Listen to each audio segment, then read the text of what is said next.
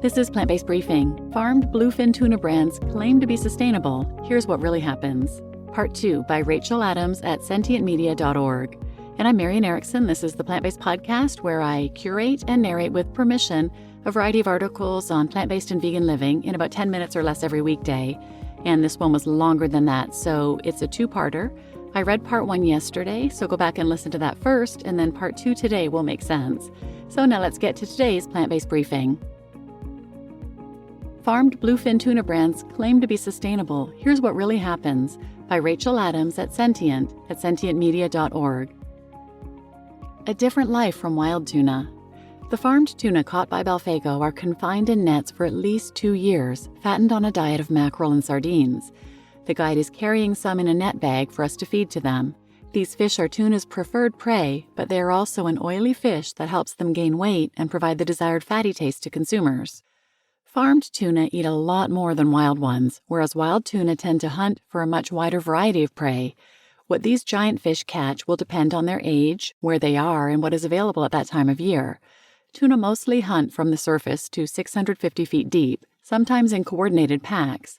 A study on Atlantic bluefin in the Mediterranean found that tuna's stomachs were mostly full of deep-dwelling lanternfish and short-fin squid. The rest of their diet was made up of shrimp, eels, garpike, and bream.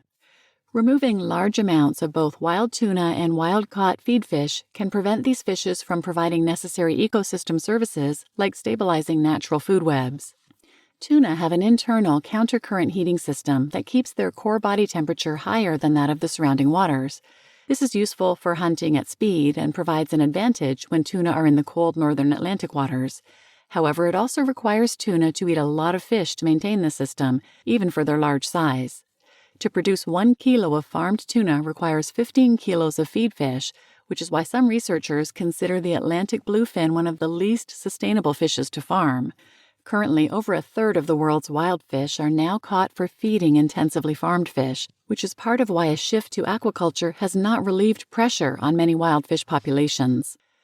Back on the boat, we get our turn to slip into the water. The current on the surface is strong. We are warned to hold on to the edge of the net and stay away from the central feeding station, an off-limits circular area surrounded by buoys.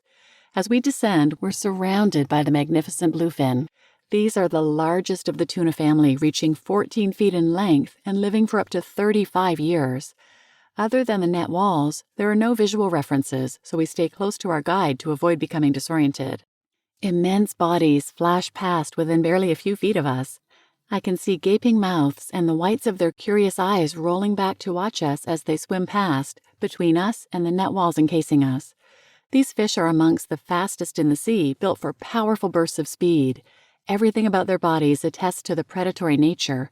The large eyes, the stiff forked fins, the horizontal keels, and the sharp yellow finlets along the tail that cut through the water. The pectoral fins fold away into slits to further reduce drag. We dive for 45 minutes, holding the dead sardines at arm's length to then let it go. Tuna burst upwards from underneath us to grab the fish. Cameras click incessantly. As with sharks, tuna need to swim constantly in order to breathe. Yet instead of crossing vast oceans, these farmed tuna swim in unnatural clockwise circles, and they do so for years, until they're fat enough to shoot. Once an order is placed by a client, often a restaurant or sushi chef in Japan, the tuna is shot with an explosive harpoon by a free-diving marksman who dives into the shoal of fish. They take 40 to 50 fish up to 3 times a week, depending on demand. The sea turns red with blood as the fish are hoisted from the water, then packaged, and, quote, eaten fresh in a few hours on the other side of the planet, unquote. Flying fresh, perishable produce approximately 6,000 miles from Spain to Japan emits around 50 times more greenhouse gas than transporting the same food by boat.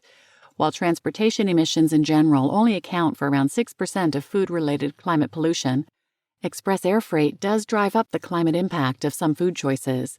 And for tuna, there are other consequences stemming from feeding small wild fish to these massive creatures, depleting ecosystems, and what has been a traditional food source for some populations in the global south. We surface from the dive and are offered sashimi and a glass of champagne. The divers take each other's details and promise to send the pictures.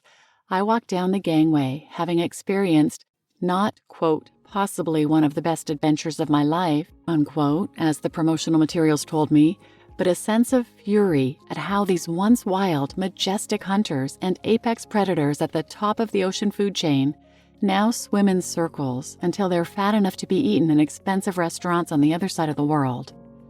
Despite the certifications, tuna farm operations like Balfago are one of the least sustainable types of aquaculture. The bottom line, the company has taken what is the fisheries equivalent of an intensive pig farm and turned it into an eco-adventure for conscious consumers.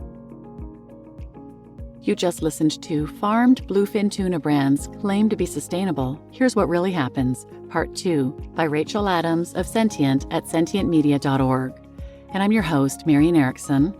If you'd like to listen to some other episodes about aquaculture, I'll link these in the show notes, but check out 520, This Is Where Your Caviar Comes From. 514, The World's First Octopus Farm Will Have a Cannibalism Problem, Report Warns. 356, The Hidden Toll of Factory Farming.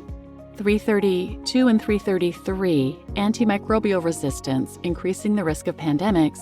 And 236, Why This Undercover Investigator is Helping Others Expose Animal Abuse.